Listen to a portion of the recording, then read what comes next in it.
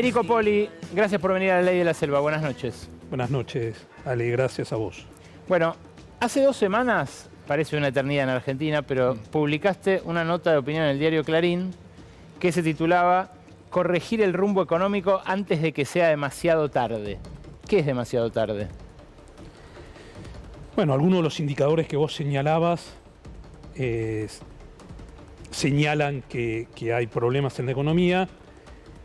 Yo hacía referencia a cómo se expandió las reducciones de empleo, los cierres de empresas, las suspensiones de personal, aparte de los que fueron noticias como el de FATE y el de Teneplatex y la pérdida de la licitación del grupo Techin, pero digo, hay a lo largo de todo el aparato productivo, en los sectores más diversos, se está produciendo este proceso que está dejando mucho desempleo y que señala que no hay un problema microeconómico puntual sectorial, sino que hay un problema de la macro.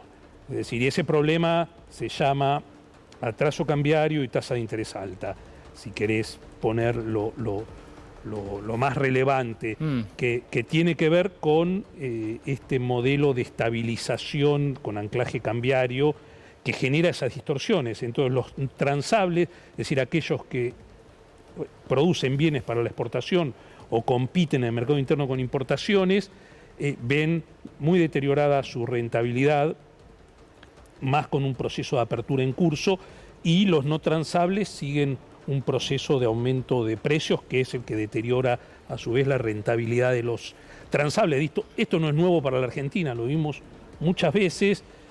Paradigmáticamente la convertibilidad, que la vivimos muy de cerca, fue un modelo de estas características. Bueno, por eso me interesaba tu opinión, para los que no lo recuerdan o no lo hayan visto. Federico Poli era una de las voces críticas de la convertibilidad cuando pocos criticaban la convertibilidad. Y lo hacías desde la UIA, además, como economista jefe de la UIA. ¿Qué pensás de lo que está haciendo la UIA ahora? ¿Está alzando la voz lo suficiente? Bueno, a ver, está diciendo cosas. Martín Rapanini, el presidente, está diciendo cosas. Me parece que cada vez lo está diciendo con más fuerte porque está viendo lo que está pasando. Y me parece que hay una alerta y hay todavía, antes de que sea demasiado tarde, porque justamente el fenómeno está produciéndose, probablemente si no se hace algo se acelere, y entonces lo que uno dice es, ¿qué se puede hacer? Bueno, lo que se puede hacer es el trade-off entre desinflación acelerada versus tensión en el aparato productivo que tiene que ver con el anclaje cambiario, eso soltar ese anclaje cambiario. Es decir, paradójicamente un gobierno liberal libertario que cree en la libre formación de precios en los mercados libres, el precio más importante, los dos precios más importantes de la economía, con el salario, te diría, los tiene atados, que es el tipo de cambio y la tasa de interés. Es decir, que quite las restricciones existentes al día de hoy y que deje que se forme el precio en el mercado de manera libre, porque acá toda la discusión, Ale, sobre la apertura es una discusión ridícula, porque en realidad, ¿qué estamos discutiendo? ¿Qué nivel está los aranceles? En realidad lo que importa acá es el tipo de cambio efectivo real. Es decir, para los que compiten con importaciones es el tipo de cambio menos la inflación, el tipo de cambio nominal menos la inflación más los aranceles. Aranceles, restricciones, claro, cuantitativas, lo que sea. Sí. Y para los que exportan es tipo de cambio nominal menos inflación más reintegros. Menos retenciones. Menos retenciones, claro. Sí. Pero entonces, ¿qué discuten? Si bajaron de 35 a 20, ¿qué pasa con el tipo de cambio? No estás discutiendo lo relevante. Es decir, cuando hablas de la apertura, tenés que hablar... ¿Estás hablando del campo ahí? ¿Estás hablando de la rural, ponele? Porque era lo que pasaba en la convertibilidad. La rural... En la convertibilidad, en efecto, había retenciones cero y estaban todos los campos hipotecados. Pero pero la discusión hoy pública, cuando uno la escucha, bueno, y se abrió mucho la economía, no se abrió. ¿Qué pasa con el tipo de cambio?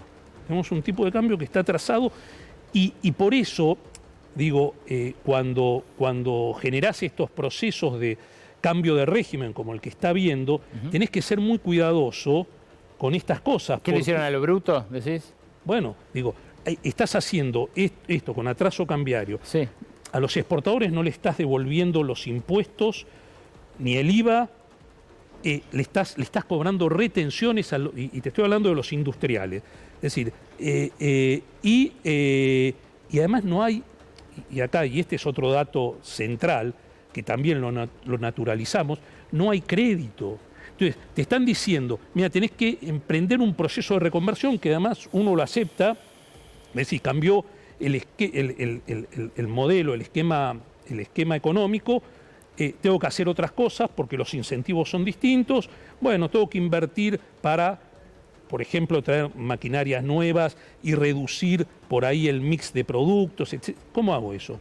Con crédito, bueno, lo que mostrabas, las tasas de interés que cobran los bancos para el crédito personal, bueno, el crédito de mediano y largo plazo para renovación de bienes de capital no existe. Entonces, ¿qué estás haciendo? Estás haciendo una reconversión a golpes de mercado. Pero perdón, vos decís es ridícula. Hay un montón de gente a la que le entra la discusión simplona, si querés, que plantea el gobierno, que es, estaban cazando en el zoológico. La protección implica que los consumidores paguen más por productos que podrían ser más baratos traídos de afuera.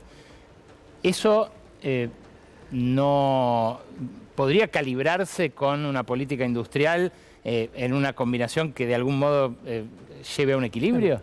A ver, yo digo, los agentes económicos son hijos de los incentivos. Ciertamente, durante los últimos años, digamos, los años de Alberto Fernández, no había dólares, estaban las IRAs, las restricciones a las importaciones. Sí, cazabas en el zoológico, pero digo, no es que vos determinaste cazar en el zoológico. Era la situación en la cual, el escenario en el cual te moviste. Entonces digo, a mí me parece tonto detenernos en eso. ¿Cuál fue el comportamiento? Comportamiento es incentivo. Vos ponés los incentivos y actúo de acuerdo a eso. Entonces, que ese esquema macroeconómico no conducía a ningún lado, Yo traje acá un libro que vos conocés, que publiqué en el 2023, que se llama Más allá del liberalismo y el populismo, una síntesis desarrollista. Había una crítica muy fuerte a la política populista que se instaló desde el gobierno de Cristina Kirchner y siguió hasta la gestión de Milei. Y uno decía, hay que atacar la cuestión fiscal centralmente, porque hay dominancia fiscal de la política monetaria. Entonces, ¿eso qué te genera mucho desequilibrio. Además, tenés un gasto público improductivo muy alto, impuestos altos, emisión monetaria para financiar eso. Entonces, tenés que tener control de capitales, tenés un tipo de cambio desalineado, una tasa de interés desalineada, represión financiera. Bueno, y decías, hay que atacar eso. El gobierno de Milei vino, atacó eso. Muy bien. ¿Para qué? Bueno, para generar un tipo de cambio competitivo, una tasa de interés razonable y que la producción se pueda desatar y generar el desarrollo de las fuerzas productivas. No está pasando eso. No, por eso, se quedaron en la primera parte de un modo insólito y está generando un nivel de destrucción sobre el cual uno alerta para ayudar a que se cambie, porque la verdad que esas cosas no son reversibles, ¿viste? ¿En qué sentido? No, digo que esta idea de que, bueno, cierran empresas y abren otras, ¿no? Digo, eso es economía 0,1. Ahora, los procesos de desarrollo son muy complejos. Un industrial la semana pasada, cuando fue todo el revuelo, luego de los gritos del presidente contra algunos en particular y demás, me decía, si estos pibes reeligen, queda la mitad del empleo industrial. En Argentina quedan 500.000 obreros afuera. ¿Te parece que exageró? No, bueno, yo digo, si no cambian, si no van... Yo en esa nota de Clarín que vos señalabas, decía tres cosas. La primera es, bueno, ralentizar el proceso de desinflación y anda a un mercado libre de formación del dólar, que seguramente se irá un poco para arriba, que baje la tasa, que haya crédito, que la compra de divisas que tiene que hacer el Banco Central genere emisión monetaria positiva que pueda generar crédito. Lo otro que decía era subir, poner una tasa estadística del 5% flat a todas las importaciones y bajar impuestos como el impuesto al cheque, impuestos distorsivos. Y la tercera recomendación era, fíjate, poner inteligencia en la política comercial externa, en particular con Asia y con China, y cupificar aquello donde vos tenés producción y están entrando productos a precio de dumping. Digo, esta idea del Estado libertario, de la inexistencia de un Estado y la inexistencia de políticas públicas, la verdad que hace mucho ruido con un Estado que tiene que planificar cómo se va a encontrar en el mundo. ¿Qué es lo que, quiero decir, cuando haces política comercial externa estás definiendo eso? ¿Qué produzco? ¿Cómo lo produzco? O un tema vinculado con esto muy llamativo es que no hay un diálogo con los sectores productivos. Bueno, eso te iba a preguntar. ¿No hay 10 o 15, vos lo conocés muy bien, ¿no hay 10 o 15 tipos que hablen entre sí y digan, che, pará, esto no se lo pueden llevar por delante? Acá hay décadas, siglos, diría yo, de tradición industrial. ¿Dónde están? No, yo creo que empieza a haber un ruido en esa dirección. Digo, hay que entender, Milei hizo muchas cosas, en mi entender, en entender también de gran parte del empresariado, necesarias, como te decía, reducción del gasto público, la eliminación de todos los permisos de importación. Igual, Fede, pero con ese criterio algunos vamos a caer, lo que dijo Greenman. No, yo lo que digo es, hubo un apoyo a esa parte del programa, pero te vuelvo a decir, esto como está siendo manejado, está siendo muy cruento. Pero no les mintió. ¿Cómo? No les mintió. Yo recuerdo haber visto, por ejemplo, por hablar de Paolo Roca, que ahora es objeto no solo de insultos, sino de burla por parte del presidente. En sus discursos estaba el programa de Milei antes de que Milei asumiera. Todo lo que él quería que se hiciera desde la presidencia lo hizo Milei. Sí, pero tiene que ver con esta parte que te vuelvo a decir, que creo que había un consenso de que tenías que trabajar sobre lo fiscal, sobre el gasto público improductivo, sobre bajar impuestos y demás.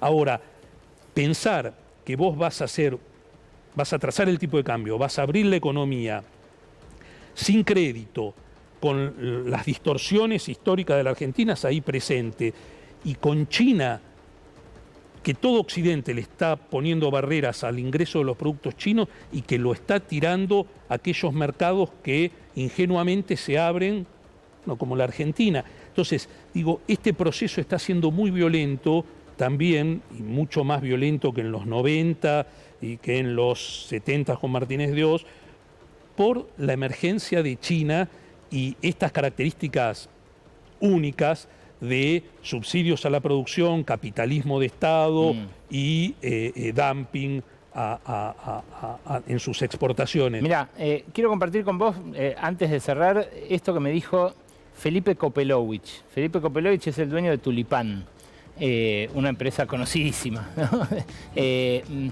Prácticamente fue una sesión de terapia por depresión. 30 segundos compartimos. Yo trato de cuidar a mi gente, la verdad que no lo estoy logrando. Yo me siento mal. Estamos súper preocupados, con caídas de venta hasta 50% en algunos rubros. Yo nunca la viví, una cosa así nunca la viví. ¿Qué pensabas del gobierno cuando dice, bueno, reconviértanse? Me parece injusto, a mí me duele mucho. Yo desconfío totalmente de este tipo de gobiernos tan radicales porque nunca me preguntaron, nunca hubo un diálogo. Nunca nadie me llamó, ni a mí ni a la Cámara. No convalidan con la industria real. Son asesores que supuestamente saben de lo que están hablando. ¿De cuánto a cuánto tuviste que achicar? De 3.55 a hoy estamos en 135. Y aparte es con nombre y apellido. ¿Lo hablas esto con otros empresarios? permanentemente, es tema de preocupación permanente. ¿Te sentís representado en lo que dijo la Unión Industrial Argentina esta semana? La verdad que no. Yo estoy muy decepcionado con mi propia gestión porque primero que mi gente la está pasando mal y que realmente no sé qué música bailar. ¿Puede ser que muchos de los empresarios que siguen bancando este modelo prioricen lo ideológico por sobre sus intereses? Totalmente. Hay gente que sí, que se está inmolando por esos temas. No sé, yo no tengo ni tiempo físico para eso. O sea, yo necesito juntar la plata para los sueldos. Ayer pagué sueldos, me costó mucho. De 3.55 a 135 se achicó su plantilla. Bueno, que no se pueden hacer reconversiones a golpe de mercado. Te vuelvo a decir, no hay un diálogo con los sectores productivos. Yo me acuerdo, digamos, cómo uno ve las políticas de los 90, la convertibilidad, como políticas activas frente a esto. Por ejemplo, había hecho un estudio en el año 92, Cavallo, Liach, sobre los sectores, los distintos sectores productivos, las distintas cadenas de valor. ¿Para qué? Para ver cuáles eran los problemas de competitividad. Después se hizo más o menos, ¿no? Pero existía esa noción, existía la noción de que había una distorsión de precios relativos y había que hacer políticas ofertistas sobre el sector transable, que ciertamente no dieron resultados, mostró que alinear precios relativos con políticas ofertistas es muy dificultoso, pero existía esa conciencia y existía, hoy no existe nada de eso y por eso uno ve con preocupación y llama la atención, digo, lo hago con la mejor de las voluntades, pensando que hay buena intención siempre de parte de los gobernantes, que es muy difícil gobernar, que hay trade-off que tienen que evaluar y que a uno le da miedo, pero hay que poner una alerta y por eso, digo, salí con esa nota. ¿Y a Felipe qué le decís? ¿Que aguante? ¿Que termine de cerrar? No, bueno, no, que aguante, pero de nuevo, ahí, él dice, tuve que achicar mucho las plantas. En estos procesos de reconversión debería haber un seguro de desempleo, debería haber una política activa de capacitación, de relocalización de los trabajadores. No hay nada. Fede, gracias por venir a la Ley de la Selva. A vos. Federico Poli, y quédense, porque en instantes Gaby Vulcano nos muestra el día exacto en el cual Juan Bautista Baíquez, el nuevo ministro de Justicia, lo conoció a Javier Milei. Y después un informe de Emi Garzón sobre la nueva guerra a caballo de la inteligencia artificial. ¿Es la primera guerra posthumana la que estamos viviendo? Hasta las 12:30 de la Ley de la Selva.